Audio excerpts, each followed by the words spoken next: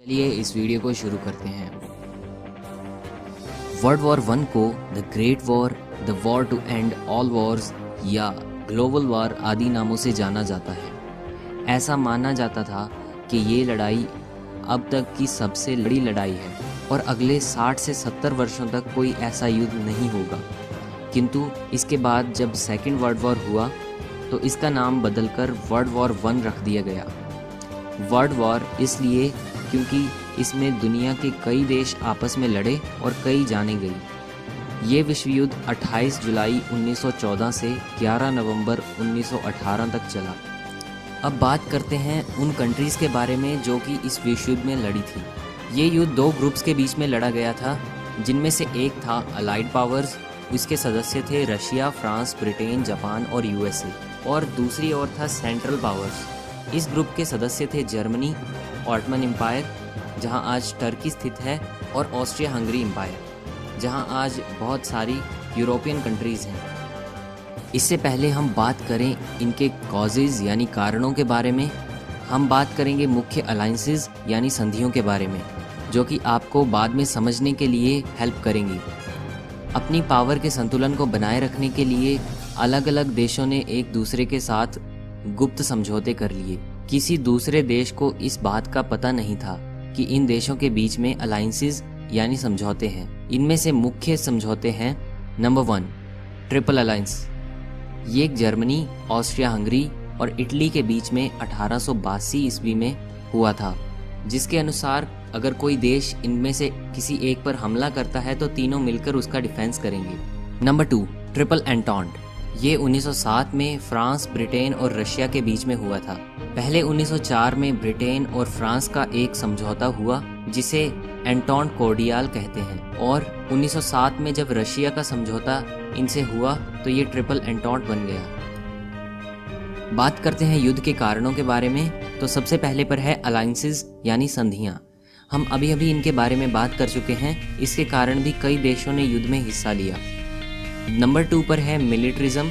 हर देश अपने आप को अधिक शक्तिशाली सिद्ध करने के लिए नए नए हथियार, नए नए टैंक, मशीन गन्स और बड़ी और अधिक शक्तिशाली सेना व जहाज बनाने की दौड़ में लगे थे। इन सभी चीज़ों में ब्रिटेन और जर्मनी सबसे आगे थे।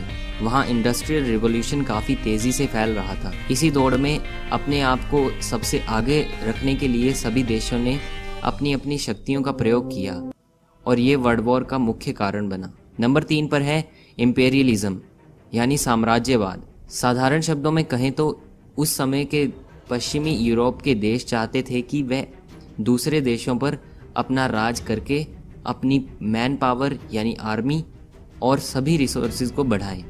ब्रिटेन इस मामले में सबसे आगे था, जिसने भारत को भी अपने अधीन कर लिया था। एक समय में तो ब्रिटेन 25% दुनिया पर अपना राज कर चुका था। इसमें सभी यूरोपियन देशों ने अफ्रीका पर कब्जा करना शुरू कर दिया क्योंकि ये एरिया में काफ़ी बड़ा था। Death of archduke Franz Ferdinand 28 जून 1914। इस घटना का वर्ल्ड वॉर से बहुत ज़्यादा संबंध है। Archduke Franz Ferdinand Austria Hungary के राजकुमार थे और बाद में राजा बनने वाले थे। एक बार ये ऑस्ट्रिया हंगरी के साराजेवो नाम के शहर में एक टूर पर आए थे। साराजेवो शहर अब बोस्निया में है। यहाँ पर ब्लैक हैंड नाम की एक ऑर्गेनाइजेशन ने इन पर हमला किया और उसी ऑर्गेनाइजेशन के एक आदमी ने इनकी गोली मारकर हत्या कर दी। अब प्रिंस की मौत के बाद लोग भड़क उठे और सर्बिया को धमकी देने लगे, क्योंकि सर्बिया बोस्निया के पास का एक देश है जहाँ के अधिकारियों ने बोस्निया के प्रिंस को मरवाकर बोस्निया को आज़ाद करवाने की साजिश रची थी। जुलाई क्राइसिस। ऑस्ट्रिया हंगरी ने बिना युद्ध किए सर्बिया को अपने हवाले होने के लिए कहा। सर्बिया ने रशिया से मदद मांगी क्योंकि इन दोनों देशों में स्लाविक लोग रहते थे और रशिया पहले से ही इस बात में इंटरफेयर करना चाहता था। अब ऑस्ट्रिया हंगरी ने जर्मनी से मदद मांगी क्योंकि इन दोनों में 1882 ईस्वी में एक संधि हुई थी, जिसके बारे में हम वीडियो में पहले ही शुरुआत में बात कर चुके हैं। जर्मनी ने भी ऑस्ट्रिया हंगरी को सपोर्ट किया। इसे जुलाई क्राइसिस भी कहते हैं क्योंकि ये सब 28 जून को प्रिंस की मौत के बाद जुलाई महीने में हुआ था। War declared. ऑस्ट्रिया हंगरी और जर्मनी ने सर्बिया पर युद्ध करने की घोषणा कर दी। उसके बाद रशिया ने जर्मनी पर युद्ध करने की घोषणा कर दी और कुछ ही दिन बाद फ्रांस ने भी जर्मनी पर युद्ध करने की घोषणा कर दी, क्योंकि रशिया और फ्रांस ने भी एक संधि की थी जो थी ट्रिपल एंटॉन। अगर आपको याद हो तो हम पहले इसके बारे में बात कर चुके हैं। पर इटली, जो कि यहाँ पर ऑस्ट्रिया हंगरी और जर्मनी के साथ एक संधि में बंधा हुआ था, उसने ये कहकर अपना दल बदल लिया कि उसका समझौता केवल डिफेंस के लिए जर्मनी और ऑस्ट्रिया हंगरी के साथ हुआ था, ना कि अटैक करने के लिए। और युद्ध के शुरुआती कुछ महीनों से ही ट्रिपल एंटॉन की ओर से लड़ना शुरू कर दिया। अब जुलाई क्राइसिस के बाद अगस्त 1914 में युद्ध की शुरुआत हुई।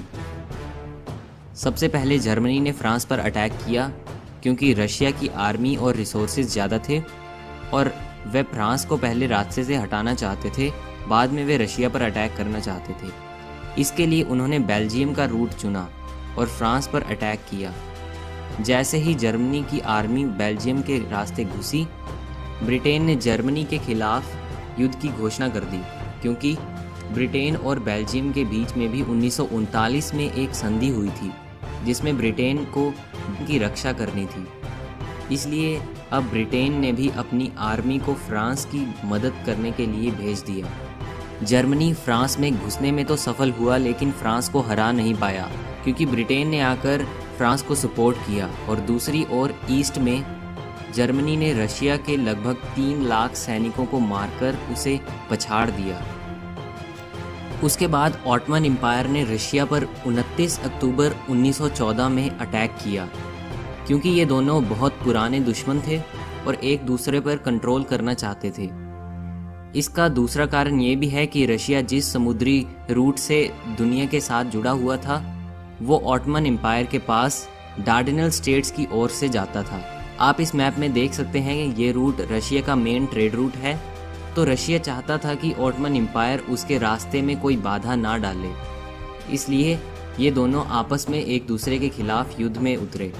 उसके बाद ऑटमन एम्पायर ने स्यूज कैनाल पर हमला कर दिया, क्योंकि ब्रिटिश और इंडिया जोड़ने वाली ये एक मुख्य कड़ी थी। हालांकि बाद में इसे बचा लिया गया। लगभग 3 साल तक न जर्मनी आगे बढ़ा न फ्रांस।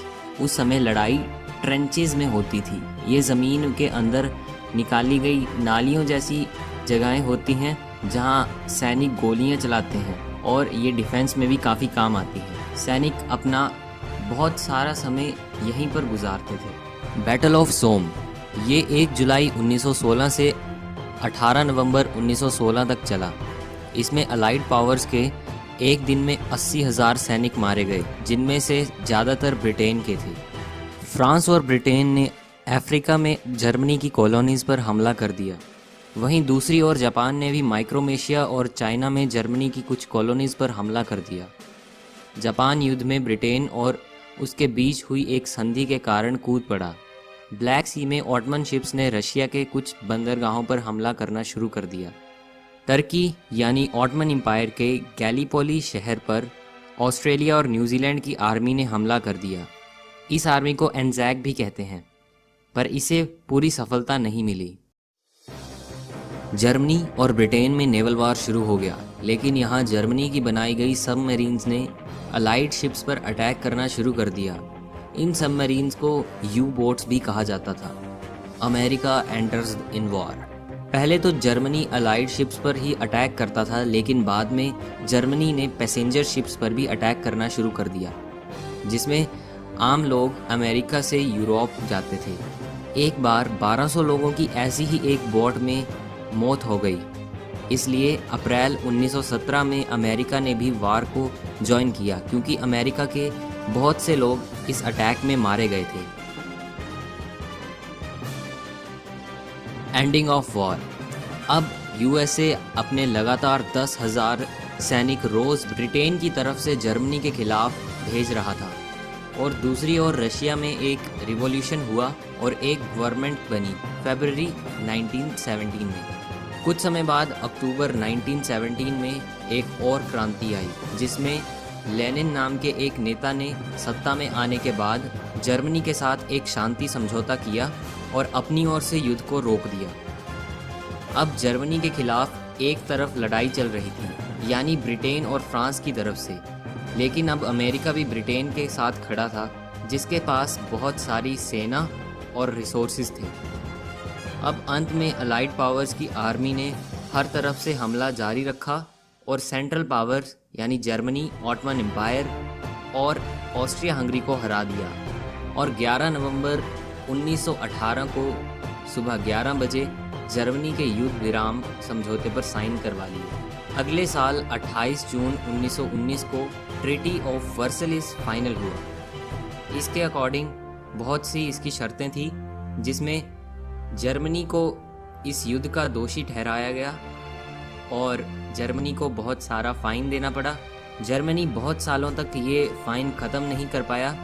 अभी 2010 में जर्मनी इस फाइन को चुका पाया है और बहुत सी कंट्रीज़ पे बहुत सारा कर्जा आ गया, जिससे उनकी आर्थिक स्थिति बहुत ज़्यादा बिगड़ गई। अब बात करते हैं रिजल्ट्स की। बहुत से एम्पायर्स ख़त्म हुए, जैसे Germany empire, Austria Hungary empire, Russian empire, Ottoman empire. Number 2, बहुत से नए देश बने, जैसे ऑस्ट्रिया हंगरी, यूगोस्लाविया और बहुत सारे ऐसी कंट्रीज़ जो कि ऑस्ट्रिया हंगरी किंगडम के अंडर आती थी। इसके अलावा Poland, England, Estonia, Latvia, Lithuania जैसी बहुत सी कंट्रीज़ इंडिपेंडेंट हुई। नंबर 3, लड़ाई के दौरान 17 मिलियन लोग मारे गए। नंबर 4, कई बीमारियां फैलने के बाद इससे 50 मिलियन लोग मारे गए। नंबर 5, मेल पॉपुलेशन बहुत ज़्यादा कम हो गई। नंबर 6, वर्ल्ड वॉर 1 के बाद कई देश उधार में चले गए। नंबर 7, जर्मन कॉलोनीज अब ब्रिटिश और फ्रांस की हो गई। नंबर 8, यूएसए इंटरनेशनल पावर बनने वाला था। अब बात करते हैं effects of world war 1 on India. Bharat उस समय ब्रिटिश कॉलोनी था, तो लगभग 1.3 मिलियन यानी 13 लाख भारतीय सैनिक ब्रिटिश की ओर से लड़े। लगभग 50,000 सैनिक मारे गए और इसके लिए ही इंडिया गेट मेमोरियल बनाया गया है। आई होप आपको ये वीडियो अच्छी लगी होगी। अगर आपको वीडियो अच्छी लगी तो इस वीडियो को लाइक कीजिए, अपने फ्रेंड